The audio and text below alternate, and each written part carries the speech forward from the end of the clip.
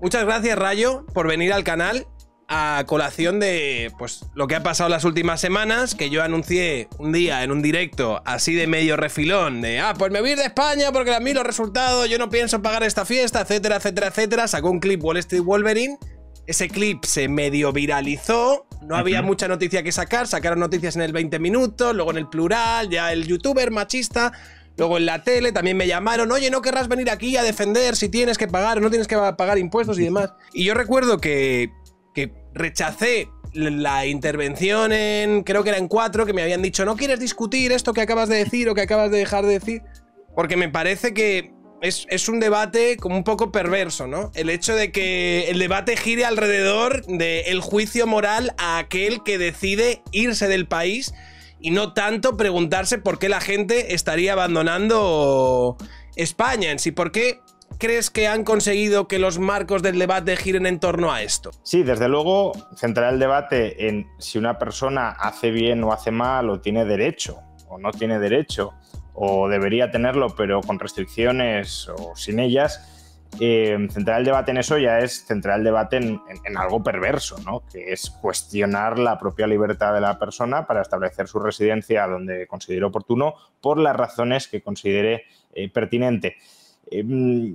Creo que si colocan ese tema en el debate público, pues hay que entrar en él, obviamente. Y yo no rehuyo el debate, por ejemplo, en YouTube. Yo probablemente tampoco habría ido a la televisión, cada vez me apasiona menos los debates en televisión, pero digo, no rehuyo entrar en esos debates en YouTube, porque creo que si por desgracia el tema del debate es ese, que es algo que debería estar sobradísimamente superado y no tener que estar continuamente replanteando o reflexionando sobre ello, pues hombre, si ni siquiera los consensos mínimos están establecidos, habrá que intentar establecerlos. Es como si pues estuviéramos debatiendo sobre si una persona tiene derecho a la vida o tiene derecho a no ser esclavo. Pues diríamos, qué pena, qué triste, qué deplorable que estemos debatiendo sobre esto, pero claro, si el tema de debate público es ese, habrá que entrar. ¿Por qué han conseguido colocar aquí el marco del debate?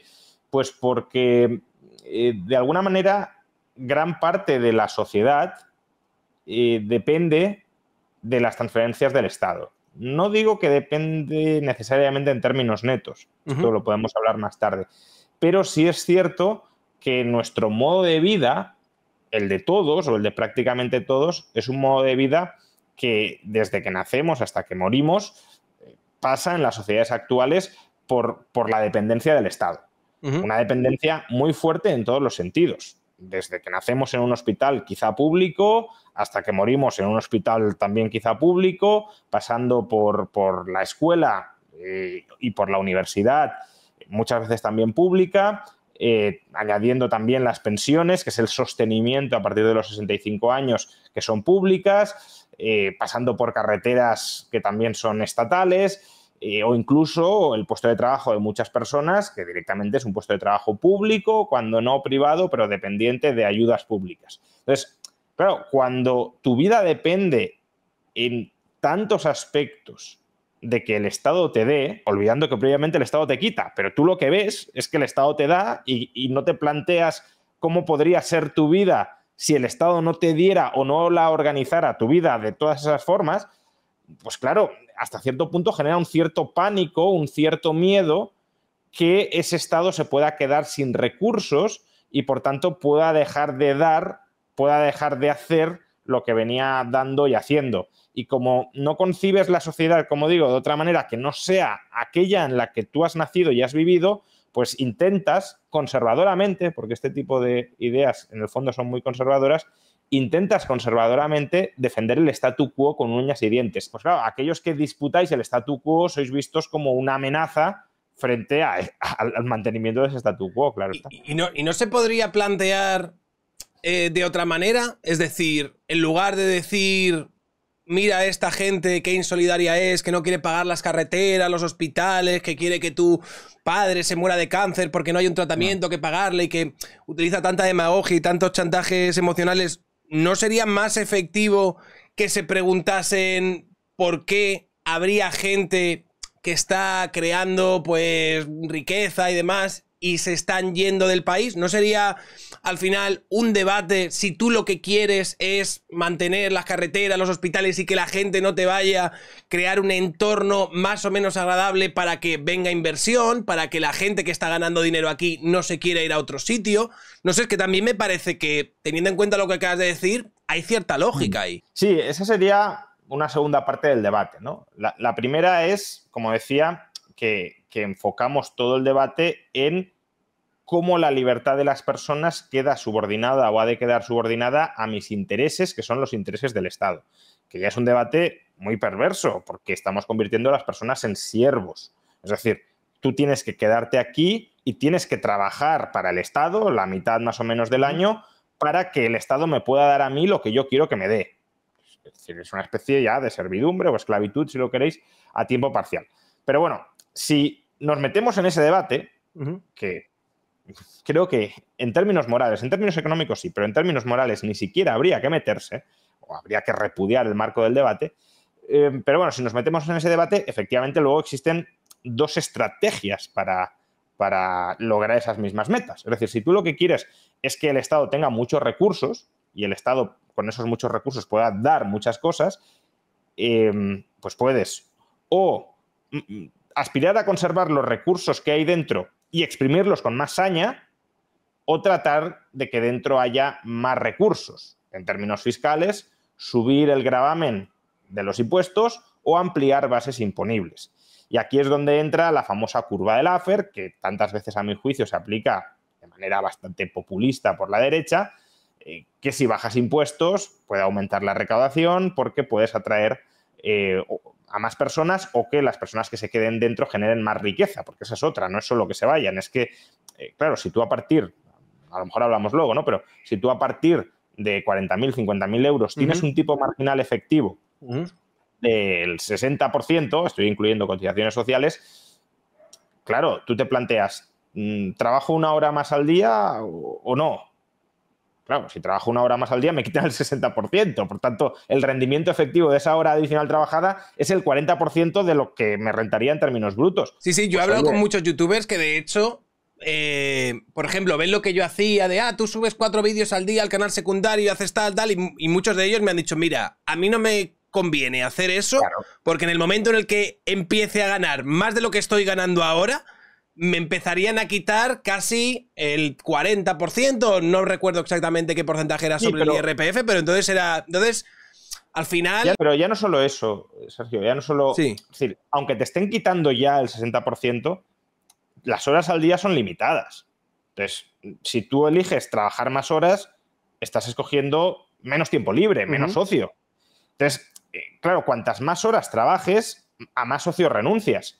Y el tema es que cada hora adicional, sobre todo ya en determinados tipos marginales, no te renta al 100%, te renta al 40%. Entonces, llega un momento en el que dices, oye, dejo de trabajar más horas y disfruto del tiempo libre, porque el tiempo libre de momento aún no lo graban con ningún impuesto, con lo cual ahí tengo un 100% de disfrute y en el otro me queda un 40%. Claro, si te quedara un 100%, puedes decir, oye, pues me compensa renunciar a una hora más de ocio para ganar X euros en esta hora adicional de trabajo. Pero claro, si es X euros menos el 60%, dices, oye, pues me quedo jugando a la consola o salgo con los amigos o lo que sea.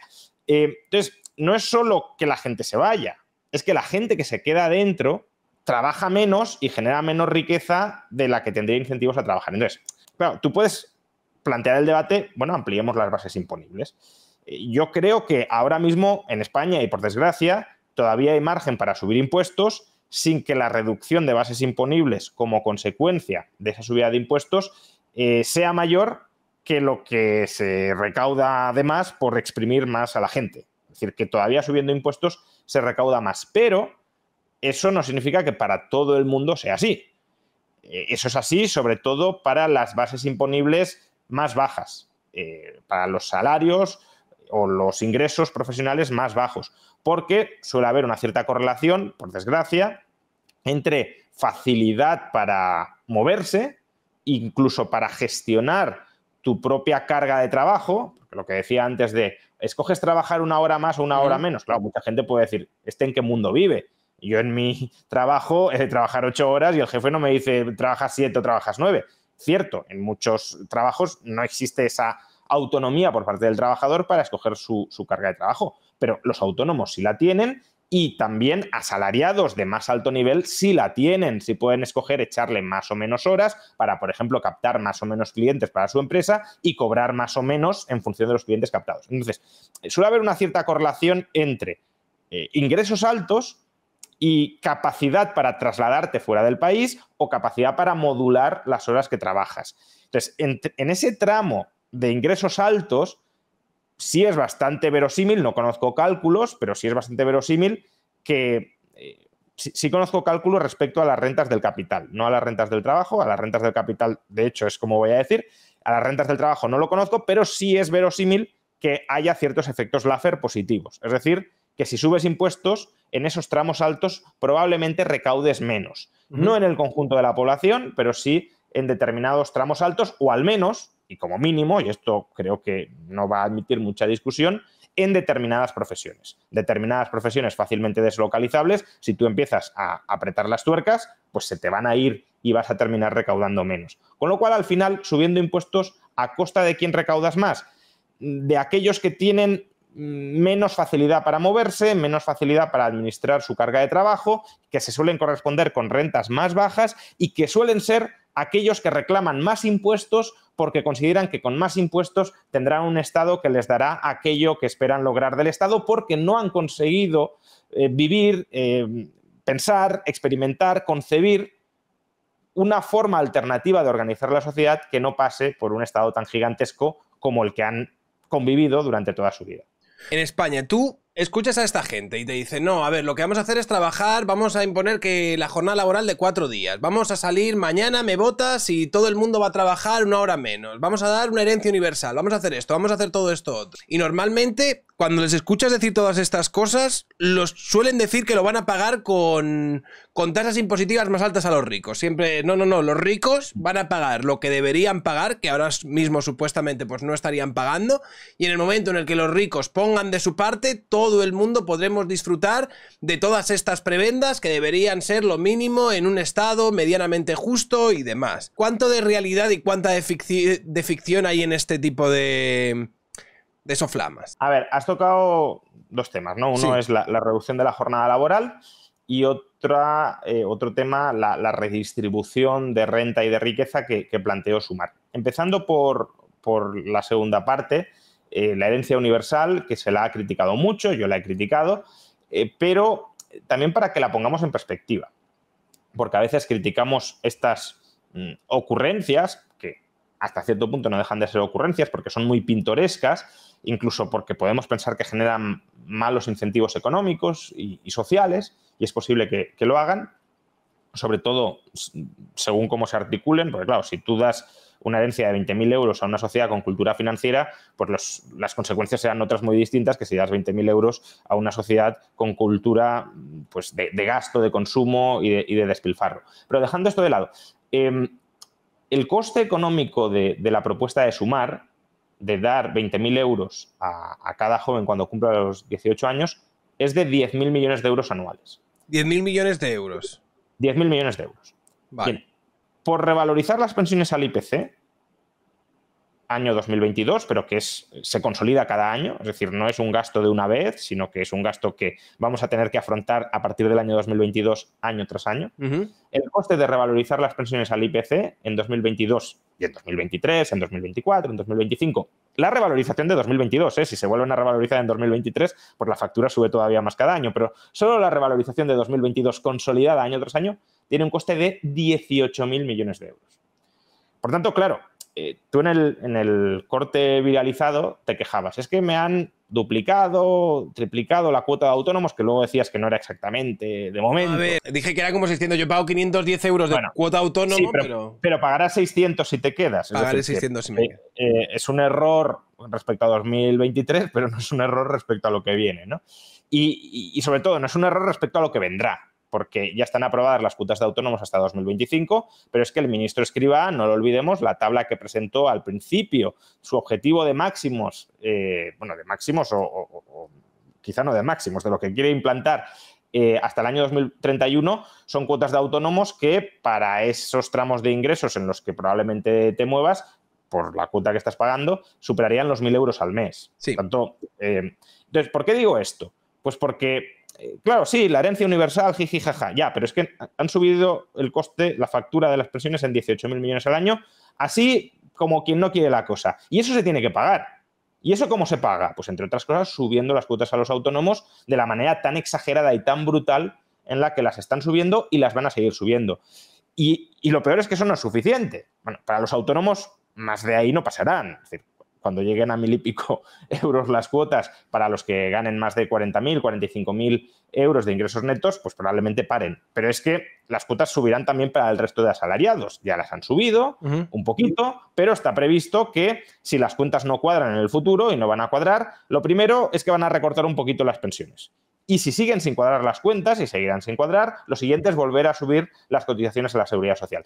Y esto, de nuevo, ¿por qué? Pues porque efectivamente están consolidando una pelota de gasto público gigantesco que hay que pagar, y se paga con más impuestos. Y como la apuesta es pagarlo con más impuestos, subiendo impuestos y no ampliando bases imponibles, pues lo que toca es apretarles más las tuercas a los ciudadanos. Claro, pero una cosa, entonces ahí, si estamos hablando de la herencia mínima universal, que dices tú, bueno, es que esos son 10.000 millones, teniendo en cuenta que solo la revalorización de las pensiones son 18.000 millones que se pueden dar incluso cada año. Eso no debería pensar en plan de, vamos a ver, por ejemplo, si tenemos 48.000 millones de déficit, si la seguridad social está quebrada, si tenemos 100.000 millones de euros de deuda, ¿cómo puede alguien... Sí, en seguridad social. ¿Cómo puede alguien estar pensando en... Creo que una opción válida sería ahora mismo añadir un gasto de 10.000 millones de una herencia universal. Es como contraintuitivo. Sí, pero también es cierto, o sea, yo no estoy a favor, o sea, porque parece que aquí estoy haciendo un poco de abogado medida y no estoy a favor, pero también es cierto que fíjate que el gasto de 18.000 millones que cada año se ha añadido al coste de las arcas públicas es un gasto, como muchos otros de los que concentran el presupuesto público, que redistribuye en favor de las generaciones, pues, de mayor edad. Y en cambio, política social, desde un punto de vista socialdemócrata, ¿no? Política social, política pública social para los jóvenes, lo cierto es que hay bastante poca. Los jóvenes son una clase, una generación bastante maltratada económicamente, y no maltratada porque sí, sino por medidas estatales que perjudican sus expectativas vitales. Por ejemplo, el encarecimiento del precio de la vivienda es en gran medida consecuencia de la restricción de la posibilidad de incrementar la oferta en las grandes ciudades. La accesibilidad al mercado de trabajo es consecuencia de la sobreprotección laboral de aquellas personas que ya llevan muchos años dentro de una empresa y que es muy costoso despedirlas, y por tanto los nuevos que entran son de alguna manera pues el fusible o el desecho, ¿no? o el recambio de usar y tirar. Y luego también pues, las pensiones, que se suben las cotizaciones sociales a las generaciones actuales para cubrir las pensiones cada vez mayores de los pensionistas actuales, y eso no supondrá un incremento de las pensiones de esa generación que hoy está pagando las cotizaciones sociales, porque la última subida de cotizaciones sociales que hemos tenido es una subida que no devenga nuevos derechos a pensión, es decir, pagas más pero no vas a cobrar más de pensión. Y además es que no se van a poder pagar las pensiones que nos dicen que se van a pagar. Por lo tanto, claro, tenemos una generación joven muy maltratada desde múltiples frentes, y probablemente me deje alguno, y bueno, pues alguien plantea una política redistributiva en su favor. Yo la critico porque en general estoy en contra de que el Estado quite a la gente su propiedad para dársela a otras personas, pero que creo que el foco de la crítica estaría más justificado hacia la revalorización indiscriminada de las pensiones en 2022 que hacia la herencia universal, por pintoresca que nos pueda parecer la idea, que desde luego también me lo parece. Eso con respecto a la herencia universal. Pero ¿no crees que un poco la crisis de los jóvenes está más relacionada, por ejemplo, con el hecho de que tienen difícil acceso al mercado laboral, teniendo en cuenta, claro, por ejemplo, la educación que tenemos y todas estas cosas? He dado tres formas en las que el Estado perjudica a los jóvenes. Una de ellas era la legislación laboral, que bloquea su accesibilidad. Pero otra puede ser también la educación pública. El Estado te quita, te succiona una parte muy considerable de tus ingresos a través de impuestos, y con eso te proporciona los servicios públicos que el Estado te quiere proporcionar. Porque no es que te diga, oye, yo te lo quito y oye, le quito también a este que es rico y así, entre lo que te he quitado a ti y lo que le quito al rico, tú tienes aquí una bolsa de fondos para gastar en sanidad, en educación, en pensiones, pero escoges tú exactamente en qué educación, en qué sanidad, en qué plan de pensiones. No. El Estado te quita el dinero a ti, se lo quita a otros y dice, y ahora soy yo el que escoge qué educación te voy a dar, qué sanidad te voy a dar, etcétera. Entonces, los contribuyentes, aparte de contribuyentes, son clientes cautivos, rehenes del servicio que les ofrece el Estado. Hay una cierta capacidad de escape para las rentas altas. Si no me gusta la sanidad pública, me voy a la sanidad privada. Si no me gusta la educación pública, me voy a la educación privada. Pero démonos cuenta de que esa capacidad de escape de las rentas altas consiste en pagar 2 veces por lo mismo. Sí. Si ya he pagado la educación pública, no me gusta tan poco que pese a tenerla gratis, entre comillas, es decir, ya habiéndola pagado, prefiero volverla a pagar en otro lado al 100% antes que consumir ese servicio. Que es como si me dicen, oiga, usted tiene comida gratis, pero es tan mala la comida que me voy a ir al supermercado y pagar la comida al 100% de coste porque no me gusta en absoluto la comida gratis que me estás dando. Entonces, para un porcentaje muy alto de la población, que es población que no está en el tramo más alto de los ingresos y que, por tanto, no tiene capacidad para pagar 2 veces por la sanidad, por la educación, por las pensiones, solo le queda ser clientes cautivos de esa educación o de esa sanidad pública. Y claro, si el servicio que ofrece la educación pública es muy malo, pues entonces también tienes difícil capacidad para incorporarte al mercado laboral. Y esa puede ser efectivamente otra vía por la cual el Estado está perjudicando a los jóvenes, supuestamente redistribuyendo aquí a su favor, porque está gastando en educación pública que reciben ellos, pero claro, si es un mal gasto en forma de malos servicios públicos, pues sí, otra forma de perjudicarlos, claro. El otro día tú hablabas en un vídeo, me parece muy interesante porque pusiste una gráfica, básicamente, en el que había mucha gente que había criticado, creo que era Infoblogger, porque había dicho, pagamos un 47%, en cualquier país esto sería terrible que alguien pagase un 47% de sus ingresos al Estado, Y la gente dijo, no, pero es que solo pagas el 47% a partir del tramo de 300.000, es que tal. Es decir, hay mucha gente que lo que estaba defendiendo es que en España pagamos unos impuestos pues muy justos, no es excesivo. Había gente que decía, yo soy autónomo y pago solo un 27% y gano esto, y de 4.000 euros que gano al mes me quedo con 3.300 y estoy muy contento y demás. Y tú pusiste una gráfica que se llamaba Imposición total a trabajo después de la reforma de pensiones, tipos efectivos y IRPF, cotizaciones después de la reforma. Yo vi cosas que dije, me cuadra con lo que a mí me quitan y tal, pero cuando hablan de cotizaciones, quiero decir, aquí estamos visto, estos son todos los tramos del IRPF. Por un lado, ellos estaban quedando simplemente en el IRPF, diciendo, tú no puedes estar pagando un 47% porque un 47% solo lo vas a pagar a partir de todo lo que generes después de 300.000 euros. Creo que era lo... O sea, ahí había 2 cosas, ¿no? Sí. Una cosa es que Infoblogger podría haber dado a entender, el tuit la verdad es que estaba redactado de una manera que podías entender una cosa o la otra y claro, si es un tuit ambiguo, pues lo puedes interpretar mal, o sea, mal, que se ha equivocado si quieres interpretar que se ha equivocado, o puedes tener una interpretación más generosa y pensar que no se ha equivocado, sino que simplemente lo ha dejado ambiguo, ¿no? Decía algo así como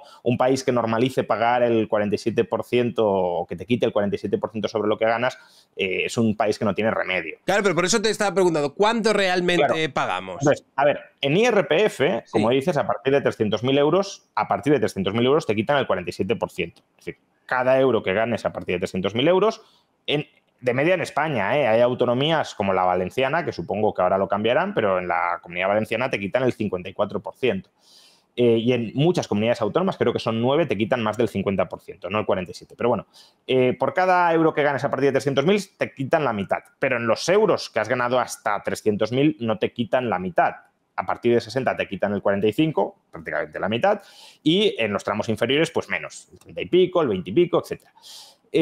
Depende también la comunidad, porque como hay un tramo autonómico y un tramo estatal, pues no hay un único IRPF para todas. Entonces, un segundo, el 60% es a partir de 300.000, pero a partir de 60.000 es el 45%. A partir de 300.000 es el 47, que has dicho 60 Sí. porque estás incluyendo, supongo, cotizaciones, pero luego vamos a eso. En IRPF, Sí.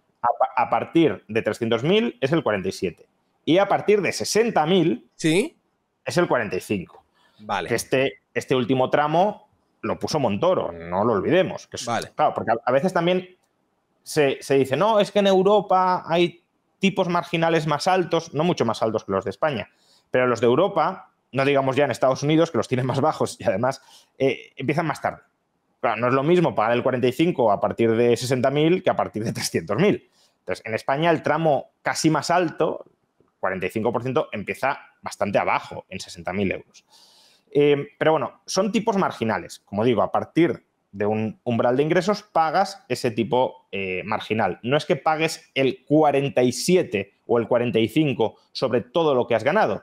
Eso solo sería asintóticamente así, es decir, solo tendería a converger con eso si ganaras, pues no sé, 20 millones de euros. Claro, si a partir de 300 hasta 20 millones pagas el 47, pues en términos medios pagarás prácticamente el 47, será el 46,9, 46,8. Entonces, claro, si Infoblogger quería dar a entender que a determinadas personas les quitaban en IRPF la mitad, el 47% de lo que ganaban, eso era incorrecto. Claro, uno también podía interpretar que te quiten la mitad de lo que ganas a partir de 300.000 o prácticamente la mitad a partir de 60.000, pues ya es algo que normalizarlo supone que un país no tiene remedio. Es decir, que alguien que gane 1.000 euros más a partir de 60.000 le quiten 450 euros, pues es un atraco. No podía interpretar que estaba diciendo eso y eso sí sería correcto. Lo que pasa es que incluso si hablamos en términos medios, es decir, lo que pagas en relación, en términos promedio, con lo que has ingresado, no marginales sino medios, si incluimos las cotizaciones sociales, el tuit de Infoblogger se quedaba corto, como podemos ver en este gráfico. En este gráfico vemos que los tipos efectivos medios, IRPF y cotizaciones sociales sobre determinados tramos de renta, pues es que a partir de 20.000 euros el tipo efectivo ya medio, no marginal, medio, ya se acerca al 50%. Y si nos vamos a 60 o 70.000, supera el 60%. Esto para asalariados, no necesariamente para autónomos. Para autónomos puede que ahora mismo sea algo menos, pero también irá aproximándose a estas cuantías. Entonces, claro, al final, Infoblogger hablaba de lo que te arrebata el Estado. Y claro, es que esto el Estado te lo arrebata. Es verdad que luego algunos, y esto también conviene matizarlo, dicen, bueno, es que no es lo mismo el IRPF que las cotizaciones sociales, y efectivamente no son lo mismo. El IRPF es un impuesto, es decir, pagues lo que pagues de IRPF, vas a recibir exactamente los mismos servicios del Estado que si no hubieses pagado nada. Uh-huh. Si alguien paga 1 millón de euros en IRPF, va a recibir del Estado lo mismo que si alguien paga 0. Y las cotizaciones, supuestamente, es como una inversión a futuro. Cuanto más cotices, más vas a recibir, supuestamente, en un futuro. Salvo que cambien mucho el sistema, va a ser así. Lo que pasa es que es cierto que cada vez la contributividad, la relación entre lo que pagas y lo que recibes, se ha ido difuminando o disolviendo cada vez más.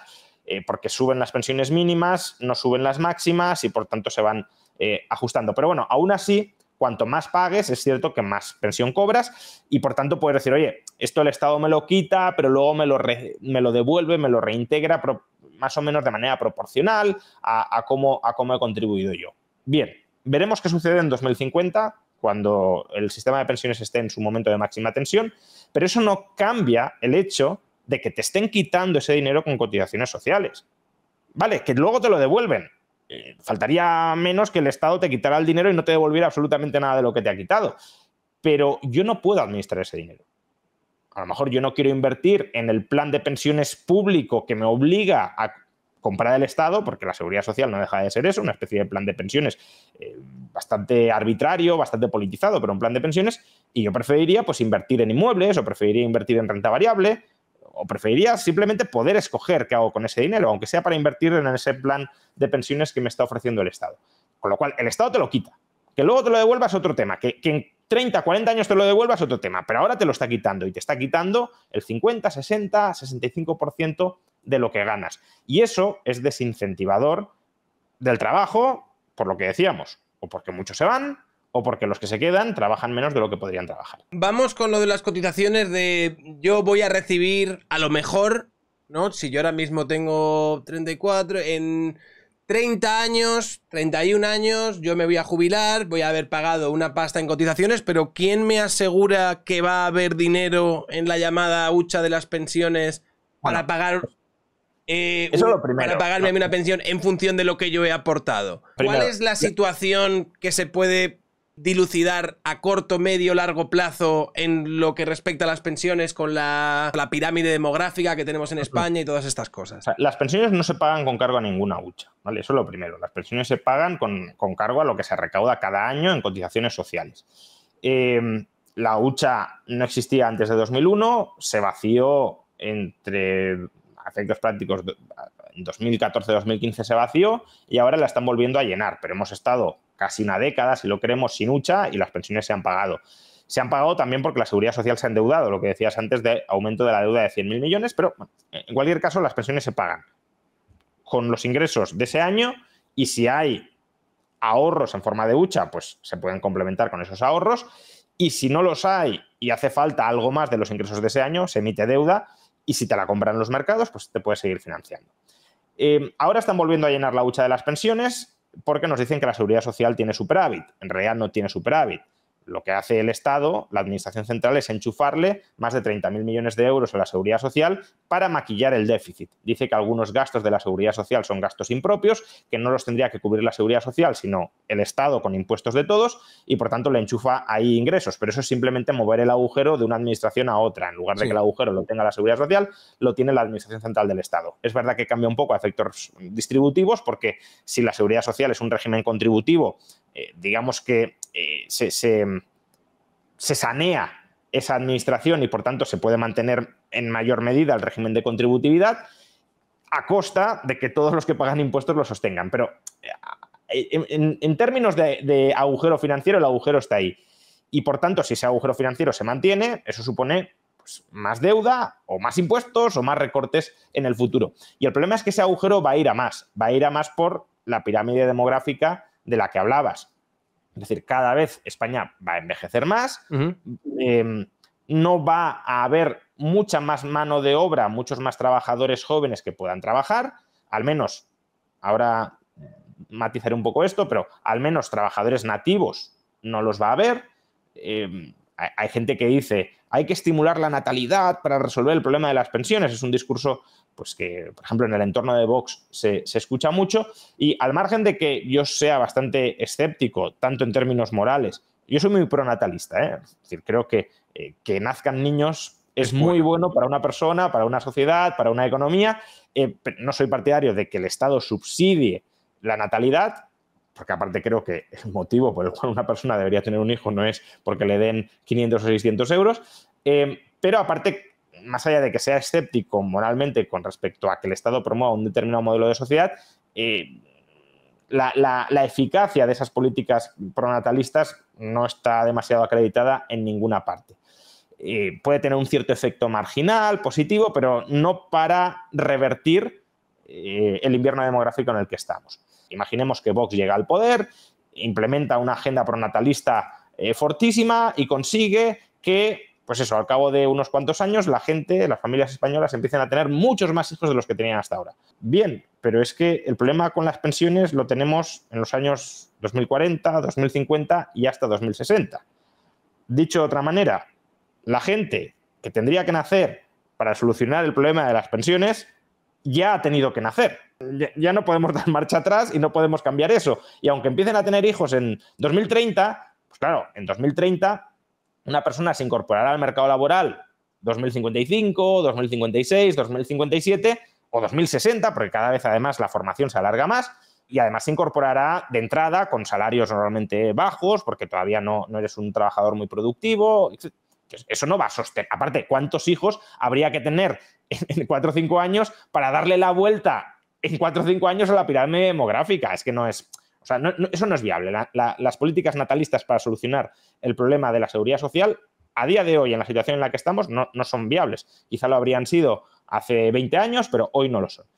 Entonces, claro, esa pirámide demográfica significa que cada vez va a haber más pensionistas, que han devengado además derecho a pensiones bastante altas, porque la pensión media va subiendo cada mes, va subiendo porque los nuevos pensionistas cobran una pensión en términos promedio más alta que los pensionistas que fallecen y que se dan de baja del sistema, por tanto el promedio de la pensión va en aumento, y en cambio nuevas jornadas de trabajadores no están entrando.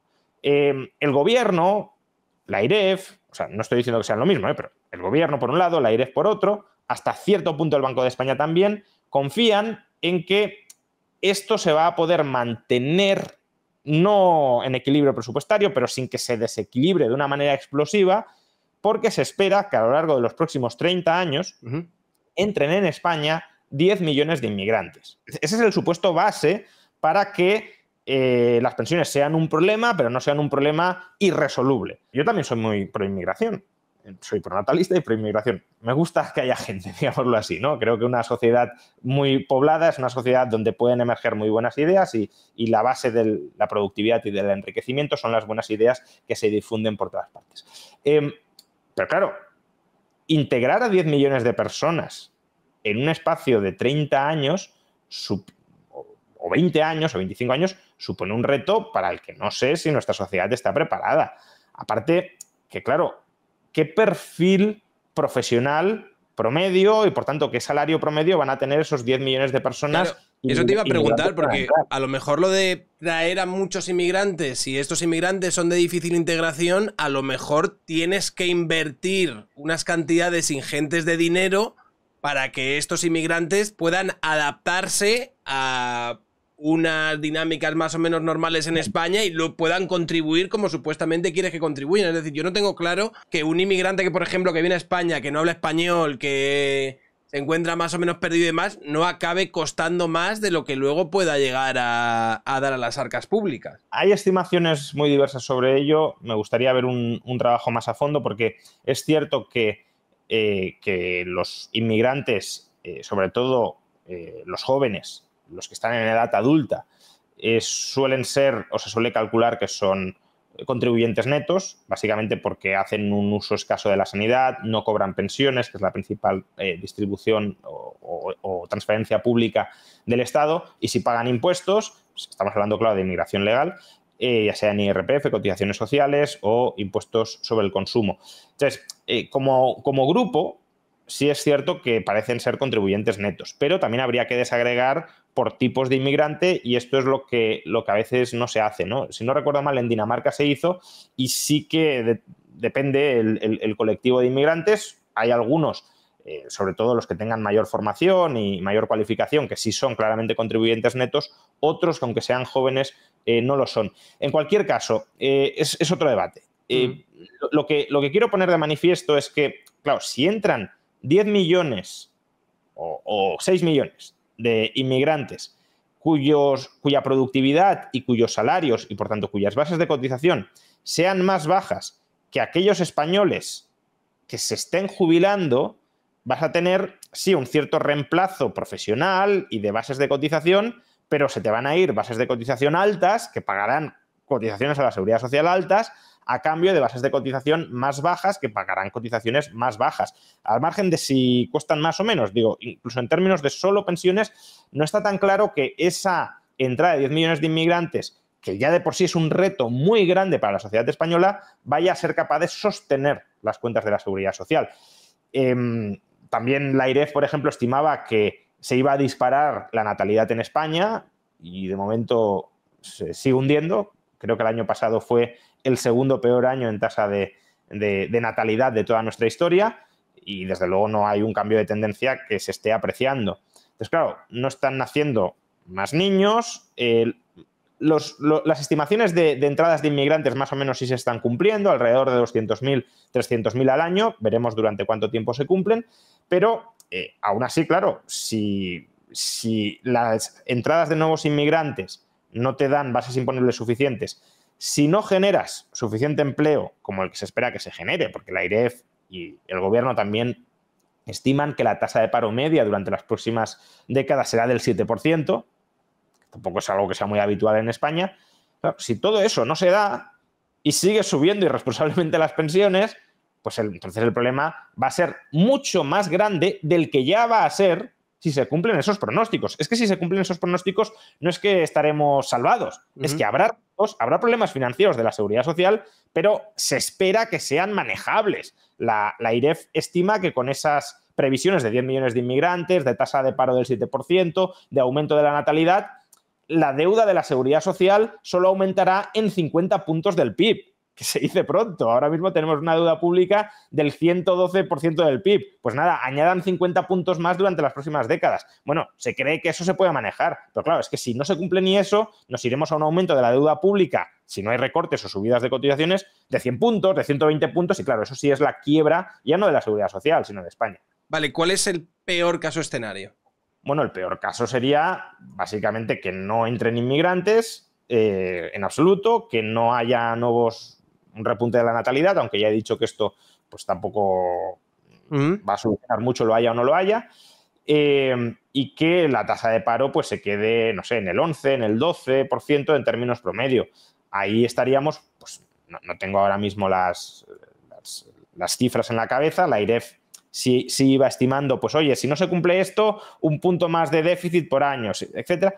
Y ahí pues te salía pues eso, un incremento de la deuda pública si se mantienen las pensiones actuales. Bueno, más que las pensiones actuales, las condiciones de jubilación actuales y las cotizaciones sociales, pues eso, de 100 puntos, de 120 puntos, que eso es inasumible para España y ni siquiera Bruselas nos permitiría que lo asumiéramos. Por tanto, ahí veríamos ya ni siquiera subidas de cotizaciones, que también, pero veríamos recortes muy importantes en las condiciones de jubilación. ¿Y eso por qué es dramático?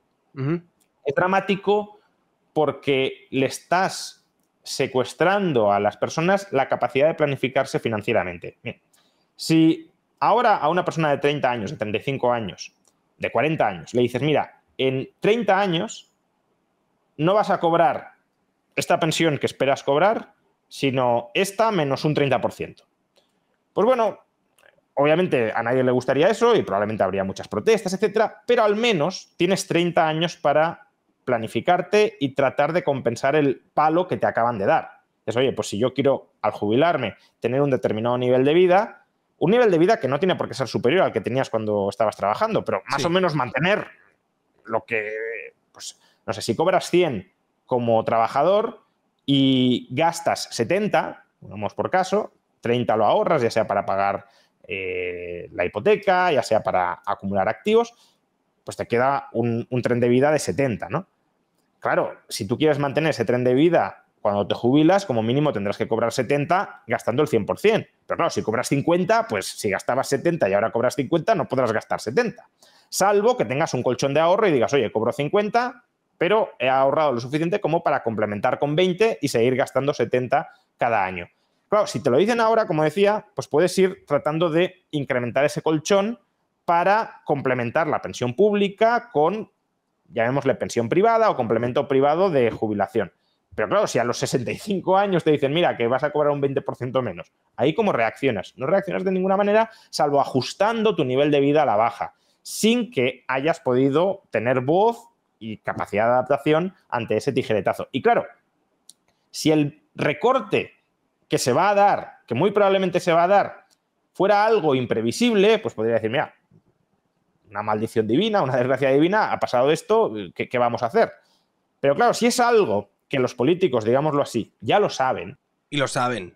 Y lo saben, y están mintiendo a la población para que no se dé cuenta de todo eso. Recuerdo hace unos años, cuando aún estaba el PP en el gobierno, el gobernador del Banco de España de entonces dijo algo así como, oigan, que las pensiones van a estar en problemas, hay que más o menos avisar a la gente para que se vaya preparando. Bueno, todos los grupos políticos, incluyendo el Partido Popular, se le echaron a la cabeza diciendo que era intolerable que alguien cuestionara la sostenibilidad de las pensiones públicas y generara miedo entre la población. Es decir, lo que querían imponer era la ley del silencio, que no se hablara de los problemas de la seguridad social. Pero claro, si no se habla de los problemas de la seguridad social y la gente no es consciente de esos problemas, no va a reaccionar y le van a meter el tijeretazo cuando ya no tenga capacidad de reacción. Por lo tanto, los políticos lo saben, están engañando a la población porque, claro, dentro de 30 años o dentro de 25, Pedro Sánchez puede tener mucha expectativa de quedarse mucho tiempo, pero no 25 años. Escrivá, ministro de Seguridad Social, tampoco. Entonces, ve a pasarles tú cuentas a esos señores dentro de 25 años. Porque si ahora a cualquiera le pregunto, ¿quién era el ministro de Seguridad Social, de Trabajo y Seguridad Social hace 25 años? No lo sabe nadie, no lo sé ni yo. Que yo me refiero que más o menos que soy un friki de estos temas, no lo sé. Entonces, como para ahora decir, oiga, que hace ustedes 25 años hicieron una mala reforma y... No. Entonces, el incentivo es cortoplacismo absoluto en la gestión de la seguridad social y ya dentro de 25 o 30 años que venga detrás que arree y que las generaciones posteriores arreen. Entonces, estamos en esas. Y estamos en esas, además... Una cosa, ¿tú no crees que si de repente aparece un grupo político y es honesto en ese sentido y dice, oye, está pasando esto, ¿no crees que más que recompensarle por ser honestos y tratarnos como personas adultas, como lo recompensaríamos con los medios de comunicación y todo el mundo, sería con, mira lo que dice este loco, qué está diciendo, quiere quitarle las pensiones a nuestros mayores, quiere hacer esto, quiere hacer esto otro? Totalmente. De hecho, esa evolución se ha visto muy clara en Vox, por ejemplo. Vox en 2019 alertaba de los problemas de la seguridad social y proponía una transición, desde mi punto de vista, no muy clara cómo se iba a hacer, pero en todo caso sí ponía el debate encima de la mesa hacia un sistema mixto de pensiones. En estas elecciones lo que han dicho es que el sistema público es el mejor sistema posible, que no se va a tocar y que ya está bien de recortar las pensiones a nuestros mayores, que lo que van a hacer es recortar gastos superfluos, autonomías y demás para garantizar la sostenibilidad de las pensiones, lo cual, por cierto, no se lo cree nadie, podríamos entrar en otro debate, pero solo, si lo queréis, una regla heurística muy clara para ver cómo esto es populismo económico barato. Vox ha propuesto una reforma fiscal, también en 2023, brutal, que supondría una caída de la recaudación de 60.000 o de 70.000 millones de euros al año. ¿Y cómo ha dicho que la va a pagar? Recortando chiringuitos, duplicidades, las autonomías. Entonces, a ver, esos recortes dan para lo que dan. Yo creo que da para bastante poco. Vox cree que da para mucho más. Vale, pero desde luego no da para financiar esa rebaja fiscal y la sostenibilidad a largo plazo de las pensiones públicas. Y una cosa también, con lo de recortar chiringuitos, o sea, ¿a ti te parece que eso es factible? Porque yo muchas veces lo pienso y en mi cabeza tiene sentido y dices, sí, la verdad es que hay muchísimos chiringuitos, hay muchísimas duplicidades, hay muchísima burocracia, pero luego también me dice, no, pero es que los autónomos, o no los autónomos, los funcionarios, la gente que tiene estas plazas, la gente que muchas veces desayuna 4 veces al día y tiene estos trabajos que muchos aspiran a ellos, muchos españoles ya básicamente aspiran a ellos, también tienen bastante poder. También tienen bastante capacidad de fiscalizar lo que están haciendo los políticos y de, en el momento en el que ellos se sientan amenazados, ser capaces de presionarles lo suficiente para que sea prácticamente imposible hacer una reforma de calado en lo que se refiere a chiringuitos, duplicidades, esto por aquí, esto por allá. Lo que decías de si alguien iba a castigar a un partido político que hablara claro, efectivamente, y por eso todos no cuestionan la sostenibilidad del sistema, aunque todos saben que el sistema no es sostenible tal como está configurado ahora mismo. Pero bueno, como mínimo yo creo que sería exigible que no criticaran al que dice la verdad o que no decretaran la muerte pública civil de quien dice la verdad, como le ocurrió al gobernador del Banco de España, creo que fue en 2015 o 2016. Dicho esto, y volviendo ahora al tema de los chiringuitos, a ver, yo creo que aquí se mezclan muchas cosas. ¿Hay mucha burocracia? Sí. ¿Esa burocracia con el tamaño del Estado que tenemos ahora mismo es fácilmente prescindible? No es tan fácilmente prescindible. Es decir, si tú quieres tener educación pública, sanidad pública, pensiones públicas, carreteras públicas y muchos otros servicios que nadie cuestiona, nadie otros, yo sí lo cuestiono, pero mucha gente no cuestiona que no deban estar, necesitas una burocracia, porque eso lo tiene que coordinar alguien y lo tiene que coordinar a múltiples niveles. No sé, por ejemplo, esta semana, creo que fue esta semana, salía la noticia de que solo se había ejecutado el 15%, el 16% de la inversión de los fondos europeos en Cataluña. ¿Por qué se ha ejecutado tan poco? Pues en parte porque la capacidad que tiene el Estado español para gestionar todo ese dinero es una capacidad bastante escasa porque no tiene profesionales cualificados, pero es que además falta gente. Claro, si tú quieres gestionar muchísimo, también con una empresa privada necesitas muchísima gente. Entonces, ¿España gasta mucho en burocracia? Pues al contrario de lo que cabría pensar, si ponemos en relación lo que gasta en burocracia con el tamaño del Estado de España, no está en el promedio europeo. Es decir, no es que digas, no, mira, aquí es que España se lleva el 20% de todo el gasto público en burocracia. No, está, si no recuerdo mal, en torno al 5%. Y hay otros estados europeos, centralistas, por cierto, como Francia o Portugal, que gastan más en burocracia en términos del gasto total. Entonces, ¿hay margen para reducir el gasto en burocracia? Sí, pero también habría que reducir el tamaño del Estado en su conjunto. Si solo reduces la burocracia y no el resto de funciones del Estado, va a ser un Estado que no va a ser operativo, que no va a poder funcionar. En todo caso, como decías, mucha de esa burocracia también implica empleo público. Y el empleo público tiene un problema, y es que echar gente a la calle a los políticos no les gusta porque les cuesta votos. Eso es un primer problema. Segundo, el empleo público, el segundo problema que mencionabas, es que tiene mucha capacidad de movilización y de hacer lobby. Cuando hablamos de lobby, solo pensamos en empresas presionando a los políticos. Y claro que las empresas, muchas empresas hacen mucho lobby y algunas muy efectivo para rapiñarnos la cartera a todos a través del presupuesto público. Pero los únicos que hacen lobby no son las empresas. Los funcionarios o los empleados públicos más en general también pueden hacer lobby. Los pensionistas también pueden hacer lobby. Lo vimos con las manifestaciones multitudinarias de pensionistas hace 4 o 5 años. Y los empleados públicos pueden hacer lobby. Y pueden hacer lobby de una manera que terminen tumbando incluso a los políticos. Yo siempre pongo el mismo ejemplo porque me parece muy, muy ilustrativo. De nuevo, año 2014, año 2015, no recuerdo ahora exactamente la fecha, consejero de Sanidad en la Comunidad Autónoma de Madrid, Javier Fernández Laschetti, quien era hasta hace 2 tardes en el gobierno de Ayuso, consejero de Economía y Hacienda, y no ha repetido, o porque lo han purgado, que dicen en Vox, o por lo que dicen, no sé si es verdad o no, porque él no ha querido seguir y se ha querido retirar. En cualquier caso, ya no está en el gobierno. En 2014-2015 sí estaba y estaba como consejero de Sanidad. Javier Fernández Laschetti, que es un político con convicciones liberales, bastante arraigadas, tenía un plan, que era externalizar a empresas privadas todos los hospitales de la Comunidad Autónoma de Madrid.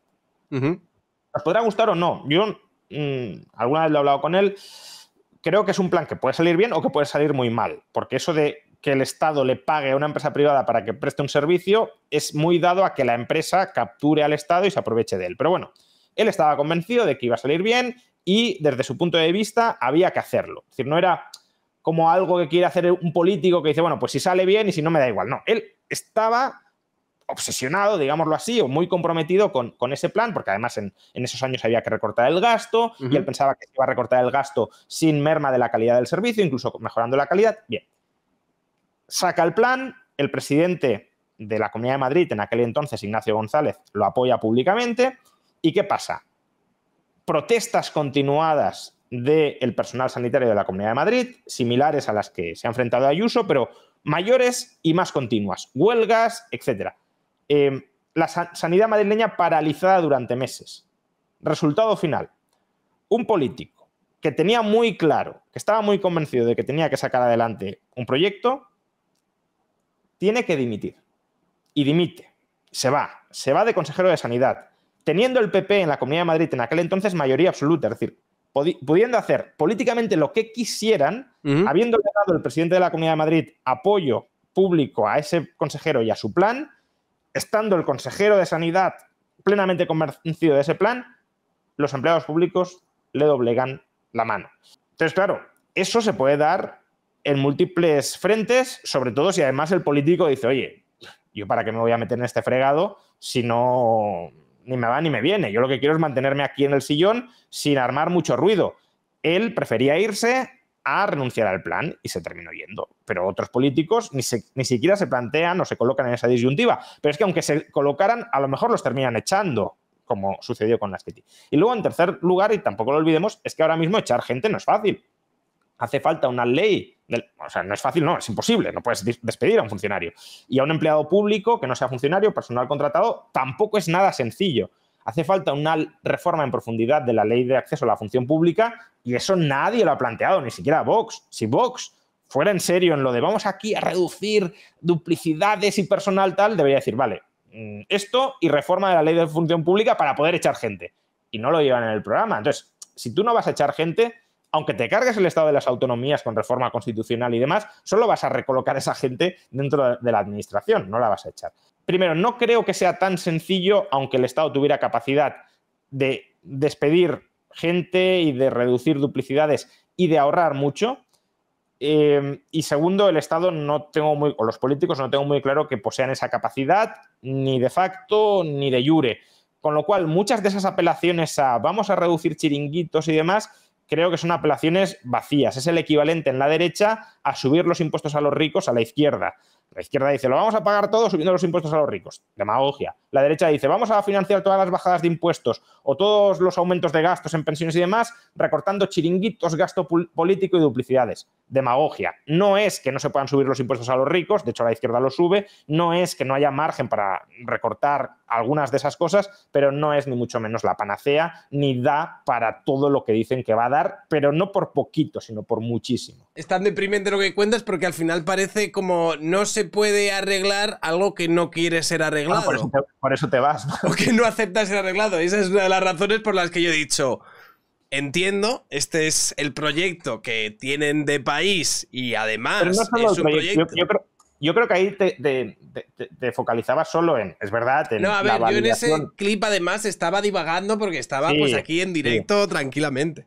Claro, pero que al final no es solo un problema de Sánchez, que quizá sea la postura exacerbada del problema que estamos tratando de visibilizar, pero tampoco nos creamos que si no hubiese salido Sánchez esto iba a cambiar de una manera radical. Te pongo un ejemplo.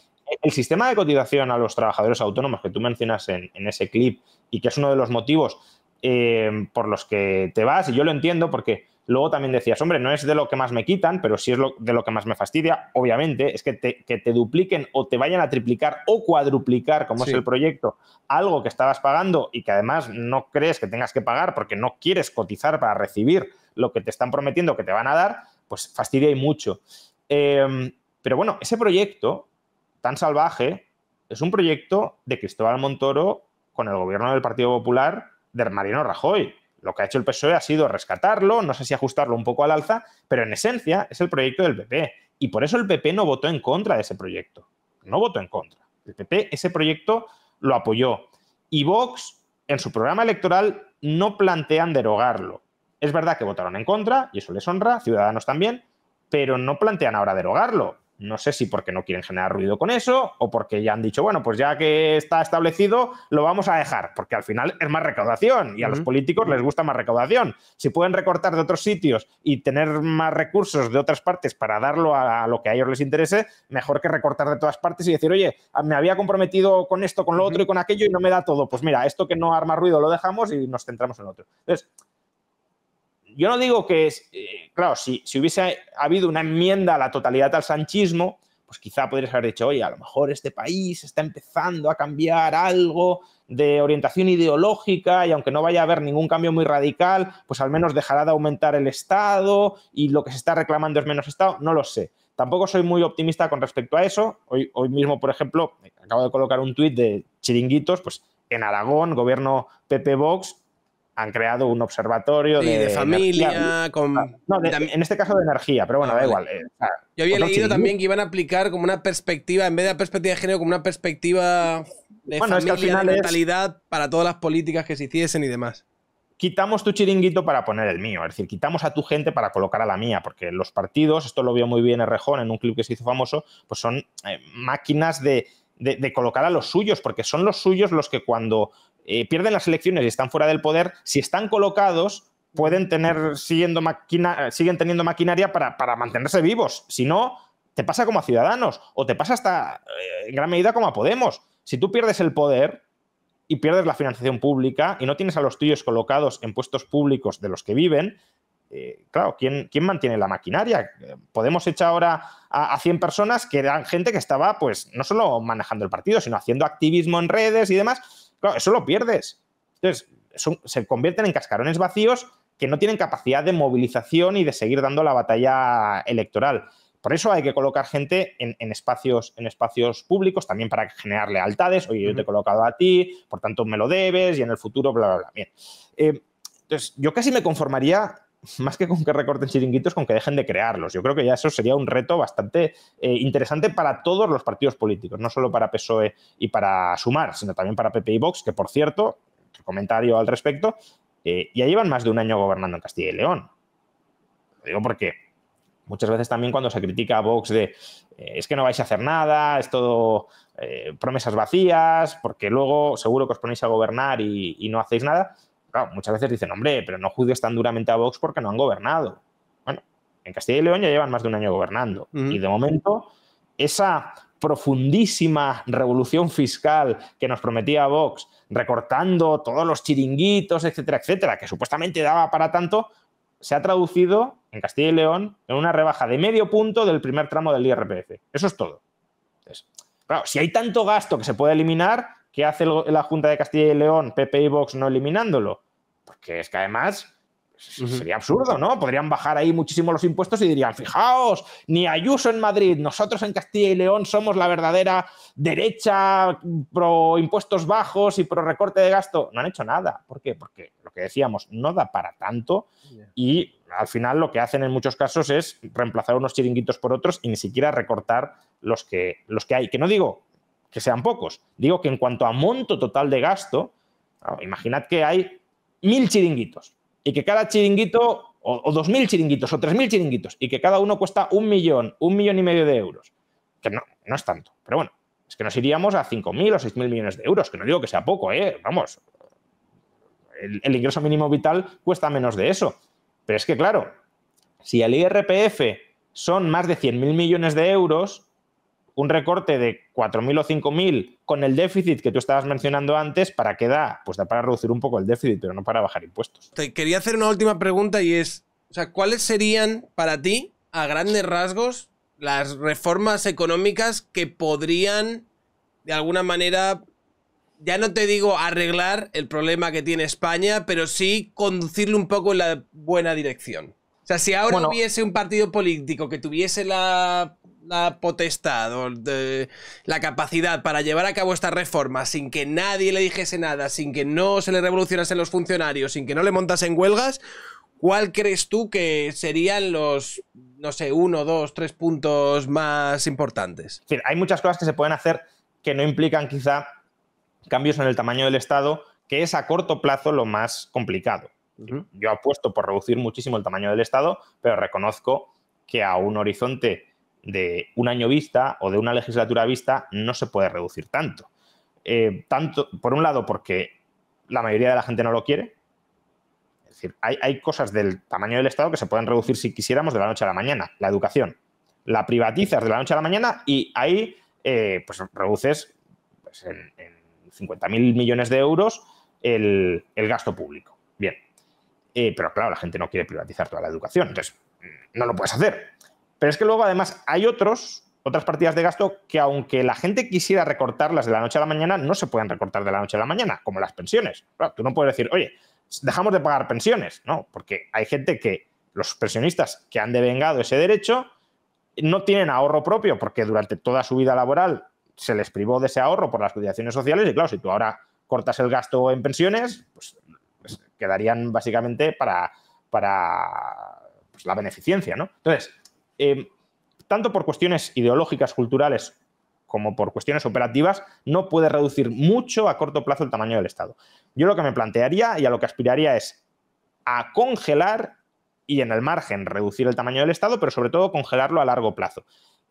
Brasil, esto no lo sabía, lo aprendí cuando Lula llegó al poder, tiene una enmienda constitucional, que por tanto es una enmienda reforzada en la Constitución, que no introdujo Bolsonaro, es previa, que congela el tamaño del Estado, es decir, no permite que el tamaño del Estado supere un determinado porcentaje del PIB, no recuerdo ahora. Bueno, ese tipo de prácticas, no digo meterlo en la Constitución, ojalá, ¿no? Pero, como proyecto político de, oye, congelemos el tamaño del Estado, congelemos el gasto público y que cada año el Estado se vaya haciendo más pequeño en términos relativos respecto a la economía y también, pues conforme se vayan jubilando funcionarios, no reponer la plaza, etcétera, etcétera, ¿no? Y darle progresivamente más salidas a la gente para que busque alternativas al Estado. En Madrid yo creo que más o menos Si miramos en perspectiva los últimos 15, 20 años, se ha hecho algo parecido a esto. En Madrid el 40% de la población tiene seguro de sanidad privada, tiene un porcentaje, no recuerdo ahora, pero el más elevado de España, colegios privados.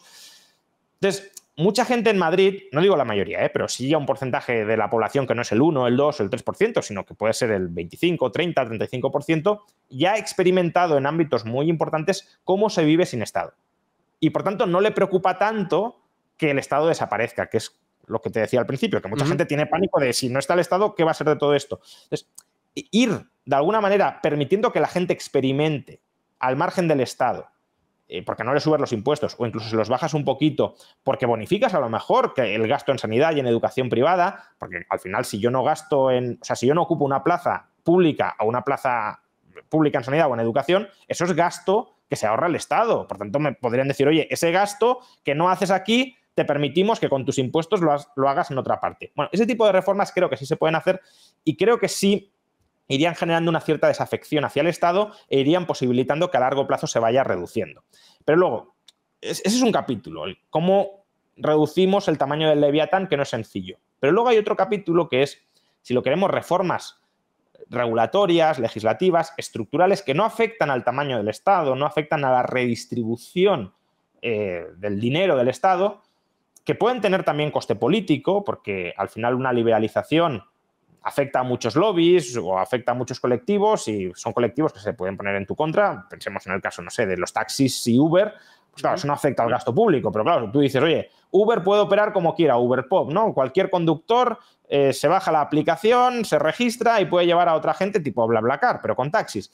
No, eso claro, se te montan todos los taxistas y, claro, si incluso sin eso, sino concediendo licencias de VTC, que no es Uberpop, concediendo licencias VTC y, por tanto, ampliando la flota de vehículos de transporte urbano, se te montó la que se te montó, imagina si cualquier persona pudiese hacer sin licencia de taxista. Entonces, la liberalización no es que no comporte resistencia, pero al menos si lo queremos, factible, porque no implica cambiar la redistribución del dinero, de los ingresos estatales, que es algo que tendría que hacerse a mucho más largo plazo. Entonces, yo creo que habría que liberalizar algunas partes cruciales de la economía. Ahora mismo, creo que una de las liberalizaciones clave para solucionar muchos de los problemas que tiene este país es la liberalización del suelo y de las condiciones de edificabilidad. Es decir, posibilitar que la vivienda deje de encarecerse o incluso, en muchos casos, que llegue a bajar de precio.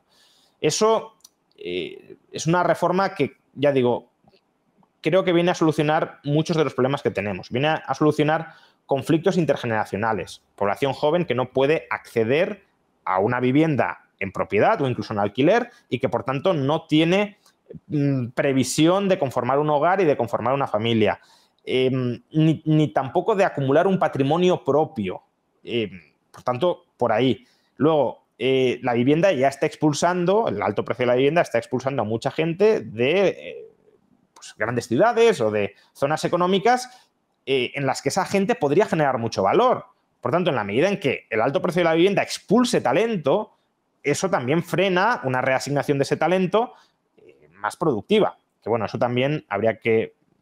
Eso por un lado está bien, pero también genera más España vaciada, porque si se concentra la población en los núcleos urbanos generarán más riqueza, pero se vaciará más el campo. Curioso que con lo de la España vaciada nadie hace juicios morales de los que se van de los pueblos de España a las ciudades. Ahí sí, claro, que es un problema más estructural que hay que tocarlo como algo estructural. Pues está bien lo que comentas, no había caído, pero o sea, no sé hasta qué punto has tirado de ese hilo, porque...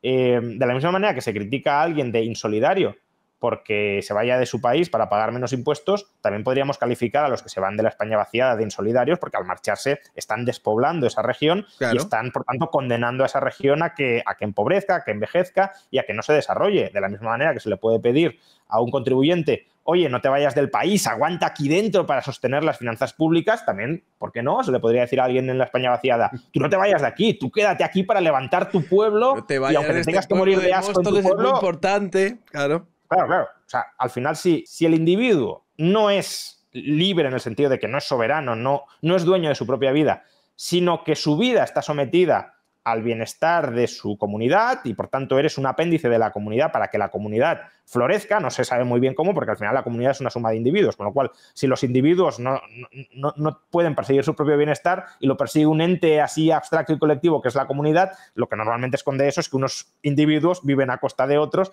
y unos someten a otros. Pero bueno, si dijéramos, no, es que el individuo queda subordinado a la comunidad, bueno, pues entonces no te vayas tampoco de tu lugar de origen y no busques una mejor vida en una gran ciudad, ¿no? Bueno, entonces, yo creo que la liberalización del suelo también incrementaría incluso los salarios efectivos de los que están en las grandes ciudades, porque es verdad que en la medida en que haya una especie de monopolio, oligopolio, no me gusta usar el término porque no es preciso, no es que toda la vivienda esté en manos de una única persona, pero es verdad que la oferta de vivienda es muy inelástica y eso genera rentas extraordinarias para los propietarios de vivienda, y esas rentas extraordinarias que cobran al vender una vivienda o al alquilar una vivienda, que no les estoy criticando, porque al final, pues si compras una vivienda y la sacas en alquiler, mejor que la dejes una vivienda inhabitable y no la saques en alquiler. Pero el hecho de que no se pueda incrementar mucho la oferta genera rentas extraordinarias, y eso son rentas extraordinarias que reducen los salarios efectivos de los trabajadores. Creo que liberalizar el suelo y las condiciones de edificabilidad ayudaría mucho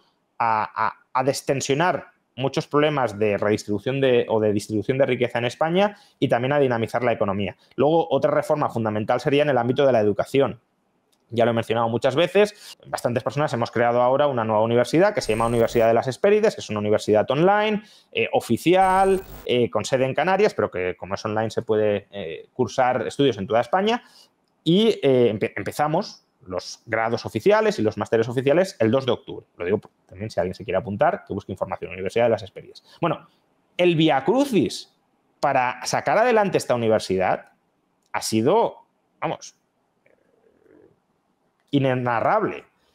Esta universidad originariamente se quería crear en Madrid. El gobierno de Cristina Cifuentes, del Partido Popular, bloqueó la universidad, porque un político puede bloquear la creación de una universidad y la puede bloquear además sin demasiados aspavientos, porque para crear una universidad en España necesitas, atención, una ley ad hoc de la Asamblea Autonómica en la que se autorice la creación de esa universidad.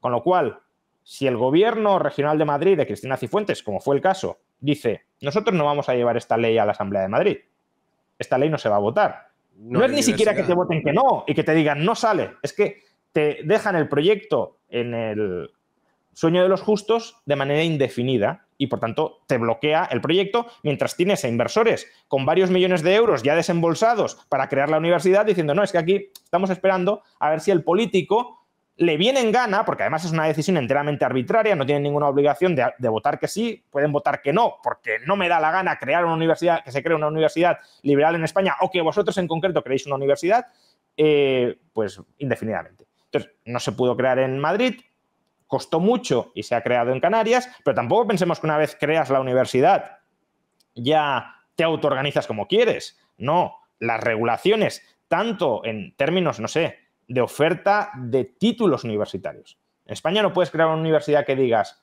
oye, mira, yo soy muy bueno en economía y en administración de empresas, pues voy a ofrecer un grado de economía, un grado de administración de empresas y un máster en economía. Una universidad hiperespecializada. En Estados Unidos sí se puede, por supuesto. Aquí no. Aquí, antes de que reformaran la ley, la universidad, cualquier universidad, tiene que empezar con 8 titulaciones y además de varias áreas del saber. No puedes decir, mira, pues AD, finanzas, economía. No, sí. Tiene que ser economía, medicina. Oiga, que yo tengo especialidad en economía, no en medicina o en informática. Pero es que con la reforma de la ley que ha hecho este gobierno, creo que son 12 titulaciones o 13 titulaciones. Entonces, ya te hipertrofian los gastos. Ya, además, tienes que someter cada titulación a la revisión de una burocracia que se llama la ANECA, que te tiene que aprobar el plan de estudios.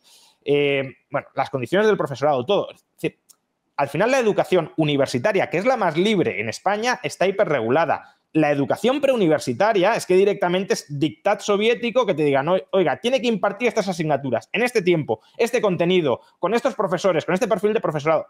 Entonces, claro, el hecho de que te planifiquen desde arriba qué conocimientos se han de impartir, lo decías tú antes, ¿qué pasa si formamos mal a los jóvenes? Pues claro, si se dictan leyes para formar mal a los jóvenes, para mantenerlos anquilosados profesionalmente en el siglo XIX o en los albores del siglo XX, pues eso socialmente es un drama, porque no hay nadie que diga, oiga, que sus planes de estudio me parecen una basura, yo voy a crear un buen plan de estudios que revolucione el mercado, que rompa el mercado y que demuestre en el mercado que es muy bueno. Es que no Pero puedes. fíjate, intentaron cambiar el plan de estudios para que en lugar de ser 4 o 5 años, que era una barbaridad de tiempo que pasaban los estudiantes, fuesen 3 y lo tuviesen que compatibilizar con 1 o 2 años de prácticas, y todos los profesores, o hubo una huelga brutal de profesores que dijeron no, que nosotros queremos seguir trabajando y tal, y porque no lo pudieron sacar adelante. De aquí de nuevo encontramos que cuando el Estado te dice te voy a ofrecer esto, o sea, te cobro impuestos y te ofrezco educación pública, te ofrece educación pública de un proveedor concreto que son estos profesores. Y estos profesores tienen una serie de intereses de yo doy estas asignaturas, las he dado toda la vida y ahora no me cambies de la noche a la mañana, no me digas que voy a dar menos y me vas a despedir, o no me digas que voy a dar otra cosa distinta que me tengo que volver a preparar desde cero y reciclar formativamente.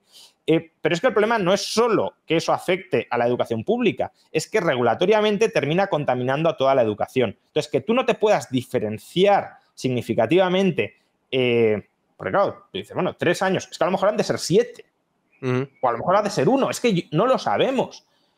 O a lo mejor no se trata de ofrecer títulos completos, sino, oye, mira, voy a comercializar este módulo de valoración de activos. ¿Por qué tengo que aprender toda la carrera de finanzas? A lo mejor solo me interesa aprender a valorar activos o este tipo de activos. Entonces, que eso no lo puedas hacer, y no se puede hacer, al menos oficialmente, no por una universidad. Se puede hacer por academias privadas, pero no por una universidad, y desde luego en etapas preuniversitarias no lo puede hacer nadie dentro de los estudios reglados. Pues claro, te condena a que lo único que se enseñe en un país sea lo que decida el burócrata, y si el burócrata se equivoca y se suele equivocar, pues se equivoque todo el país. Y de la misma manera, pues podríamos hablar de reformas en el mercado laboral, pero estas 2 reformas, vivienda y educación, creo que son 2 reformas muy importantes. También reformas en el tamaño de las empresas, porque la productividad en España lleva estancada durante 30 años y en gran medida por el tamaño de las empresas, que la regulación de alguna manera incentiva a que se queden las empresas estancadas en empresas pequeñas o medianas, claro, que no crezcan. Yo también recuerdo cuando yo estaba en una empresa privada, teníamos, creo que no llegaba a los 50, porque en el momento en el que pasábamos de 50 empleados, ya de repente para mi jefe eso era un dolor de huevos imposible y tal. Entonces lo mantenía todo en un límite para no pasarse de 50 empleados. Si uno ve la densidad de empresas en España o en cualquier país, porque no es un problema exclusivo de España, aunque en España se da agravadamente, pues uno va viendo que hay muchas empresas de un trabajador, algo menos de 2, algo menos de 3, pero bueno, más o menos la cantidad de empresas por tramo de trabajadores sigue una trayectoria descendente más o menos previsible. Bueno, en ciertos umbrales, por ejemplo, 50 trabajadores, hay una caída de golpe. O sea, no es que de 49 a 50 o de 48 a 49 la reducción es la que esperarías, pero de 49 a 50 hay muchísimas menos empresas de las que esperarías. ¿Por qué? Porque la legislación afecta. Y si las empresas no crecen, las empresas no tienen economías de escala, no pueden invertir tanto en I+D, o no pueden internacionalizarse con tanta facilidad, y todo eso termina afectando a la productividad del trabajador, porque si el trabajador trabaja en una empresa que no genera mucho valor añadido, no generará mucho valor añadido. Claro. Y si no genera mucho valor añadido, no percibes un sueldo alto. Entonces, bueno, hay muchas cosas que no afectan a la hacienda pública, que se podrían reformar y que se deberían reformar y que hasta cierto punto le darían un vuelco al país, pero no un vuelco fiscal, eso también tengámoslo claro. Pues muchas gracias, Juan Ramón Rayo, tío, por estar aquí una hora con nosotros, pues contestando las preguntas que te hemos hecho y todas estas cosas.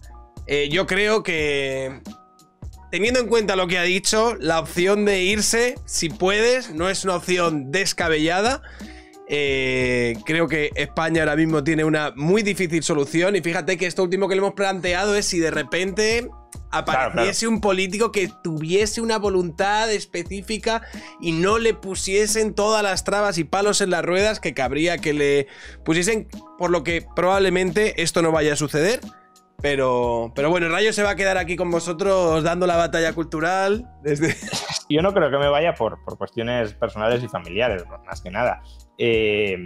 Si no, pues probablemente también. O sea, yo también he ido modificando muchas partes. Claro, yo antes trabajaba 100% atado en Madrid, obviamente. Platos de televisión, universidad. Ahora realmente lo hago casi todo desde casa. Tanto clases como como si lo quieres, la esfera de divulgación o de batalla de las ideas. Lo hago todo desde donde esté, porque también puedo no estar en casa y estar grabando. Ya lo he hecho en alguna ocasión. Y sí, este verano se estaba grabando de vacaciones. Efectivamente. Entonces, bueno, no sería nada difícil desde un punto de vista técnico que me trasladara a otro país. Pero, bueno, de momento, al menos no está en previsión. Muchas gracias, Juan Ramón Rayo, por estar aquí con nosotros. Se agradece. Hasta luego, Juan. Chao, chao.